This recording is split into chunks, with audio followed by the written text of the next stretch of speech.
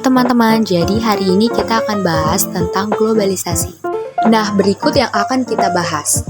1. Pengertian globalisasi. 2. Bentuk-bentuk globalisasi dalam berbagai bidang. 3. Dampak positif globalisasi. 4. Dampak negatif globalisasi. Dan 5. Upaya menghadapi globalisasi. A. Pengertian globalisasi. Globalisasi adalah suatu proses sosial yang di dalamnya kendala geografis terhadap pengaturan sosial dan budaya menjadi surut dan manusia menjadi semakin sadar bahwa pengaturan tersebut menjadi semakin surut. B. Bentuk-bentuk globalisasi. Yang pertama, bentuk globalisasi bidang budaya. Yang kedua, bentuk globalisasi bidang komunikasi. 3. Bentuk globalisasi bidang ekonomi. 4. Bentuk globalisasi bidang IT. 5. Bentuk globalisasi bidang transportasi. Mari kita bahas satu persatu ya teman-teman. Pertama, bentuk globalisasi bidang budaya. Nah, saya akan bahas salah satu contohnya yaitu dalam hal bahasa. Misalnya, kita yang mempelajari bahasa Inggris, yang merupakan salah satu contoh bahasa dunia. Semua orang belajar bahasa Inggris untuk dapat berkomunikasi dengan masyarakat dunia. Kita dapat belajar bahasa Inggris ini melalui pembelajaran di sekolah maupun pembelajaran secara online dengan aplikasi YouTube atau aplikasi belajar bahasa Inggris lainnya. Kedua, bentuk globalisasi dalam bidang komunikasi. Nah, saya akan bahas salah satu contohnya yaitu handphone yang digunakan untuk menyampaikan pesan atau informasi dari satu pihak ke pihak lain. Yang ketiga, bentuk globalisasi bidang ekonomi. Nah, saya akan bahas salah satu contohnya yaitu ekspor dan impor. Yang keempat, bentuk globalisasi bidang IT. Nah, saya akan bahas salah satu contohnya yaitu teknologi.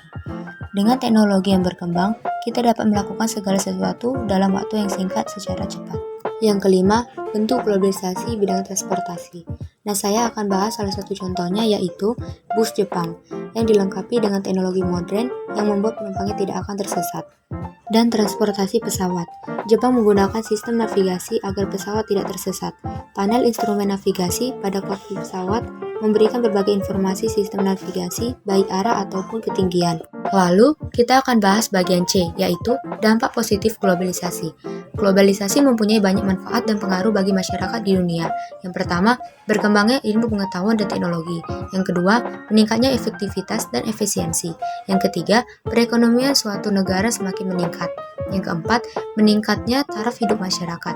Yang kelima, komunikasi semakin cepat dan mudah. Yang keenam, berkembangnya dunia pariwisata. Dan yang ketujuh, perkembangan alat komunikasi dan keterbukaan informasi. Lalu kita akan masuk ke bagian D, yaitu dampak negatif globalisasi. Yang pertama, westernisasi. Westernisasi adalah suatu perbuatan seseorang yang mulai kehilangan nasionalisme dengan berniru atau melakukan aktivitas kebarat-baratan. Yang kedua, demoralisasi. Demoralisasi adalah menurunnya atau merosotnya akhlak atau moral seseorang. 3. Kesenjangan sosial ekonomi. Kesenjangan sosial ekonomi adalah perbedaan yang tajam antara satu kelompok dengan kelompok lain dalam bidang sosial dan ekonomi. Yang keempat, kriminalitas. Kriminalitas dapat disebut sebagai segala bentuk tindakan yang melanggar norma hukum. Yang kelima, pencemaran lingkungan. Pencemaran lingkungan ditandai dengan berubahnya tatanan lingkungan oleh kegiatan manusia atau proses alam sehingga kualitas lingkungan turun sampai ke tingkat tertentu yang menyebabkan lingkungan kurang atau tidak dapat berfungsi lagi sesuai dengan peruntukannya. Yang keenam, kenakalan remaja. Kenakalan remaja dapat diartikan sebagai perbuatan remaja yang berlawanan dengan ketertiban umum yang ditunjukkan pada orang, binatang, atau barang yang dapat menimbulkan bahaya atau kerugian pihak lain. Dan yang ketujuh yaitu individualisme yang semakin tinggi. Individualisme disebut sebagai perilaku yang mementingkan diri sendiri dan tidak mau tahu urusan atau kepentingan orang lain. Bagian E yaitu upaya menghadapi globalisasi. Yang pertama, upaya menghadapi globalisasi budaya. 1. Menyaring setiap budaya asing yang masuk ke Indonesia untuk diadaptasi dan digunakan bersama. Yang kedua, menyukai dan menggunakan produk asli Indonesia. Yang ketiga, memperkuat persatuan dan kesatuan antar warga Indonesia. Yang keempat, meningkatkan kualitas nilai keimanan dan moralitas masyarakat. Yang kelima, mempromosikan budaya asli Indonesia ke kancah internasional untuk menumbuhkan rasa cinta budaya Indonesia.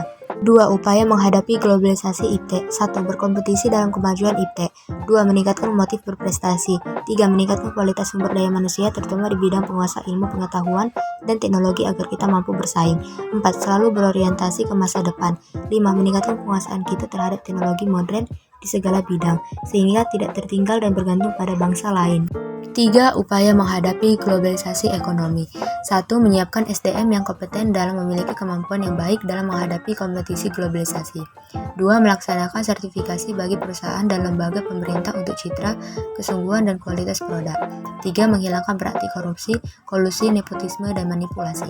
4. Mendorong pengusaha lokal, khususnya pengusaha kecil, dan mencegah untuk kompetisi secara sehat. 5. Mendorong munculnya produk kreatif dari masyarakat Indonesia. 4. Upaya menghadapi globalisasi komunikasi. 1. Memanfaatkan alat komunikasi secara tepat dan sebaik-baiknya sesuai fungsi dan kebutuhan. 2.